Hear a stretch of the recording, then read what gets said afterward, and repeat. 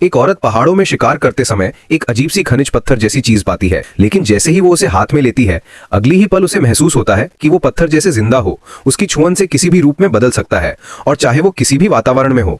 उस पत्थर का तापमान हमेशा 37 डिग्री पर स्थिर रहता है, यानी बिल्कुल इंसानी शरीर जैसा। ये देखकर उसे लगता है कि वो शायद बहुत बड़ी खोज पर पहुंच गई है, इसलिए वो जल्दी से उस पत्थर की कुछ तस्वीरें लेती है ताकि उन्हें किसी वैज्ञानिक से दिखा सके। तभी उसके पिता का फोन आता है और वो बहुत बुरी खबर देते हैं। उसकी बहन कैंसर के आखिरी चरण में है और पिता इलाज छोड़ने की सोच रहे हैं।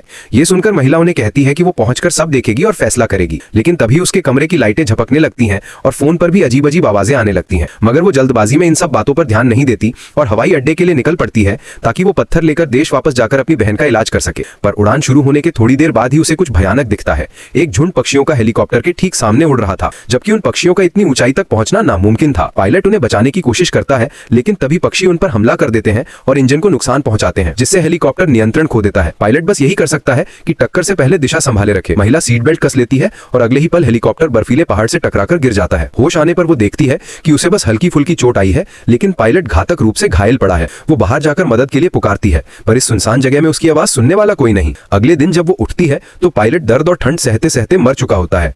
डर और अकेलापन उसे घेर लेते हैं, पर वो खुद को समझाती है कि अब वो किसी भी सभ्यता से दूर एक ऐसी उजाड़ जगह में है जहां जिंदगी हर पल खतरे में है। वो सामान इकट्ठा करती है और पायलट के पास से एक पिस्तौल भी मिलती है, जिसे वो बचाव के लिए रख लेती है। आगे बढ़ने के लिए तैयार होकर वो चल पड़ती है, लेकिन थोड़ी ही दूर जाने पर पायलट के वॉकी टॉकी से आवाज आती है।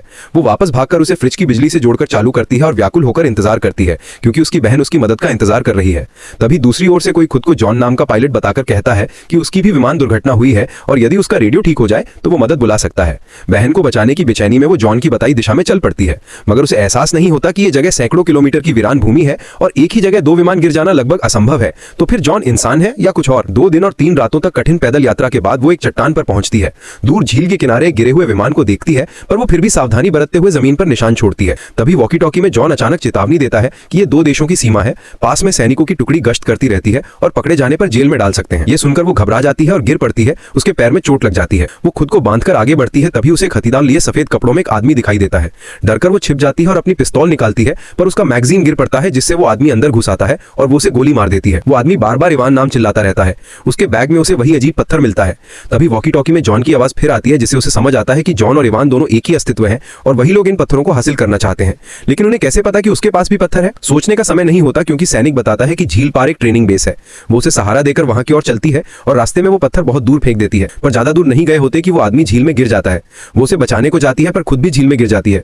मुश्किल से बाहर निकलकर वो बर्फीले तूफान से जूझते हुए एक सुरक्षित जगह पहुंचती है और खुद को ढककर जमने से बचाती है। बेहोशी से उठती है तो ऊपर हेलीकॉप्टर की आवाज सुनती है, पर वो उसे देख नहीं पाते।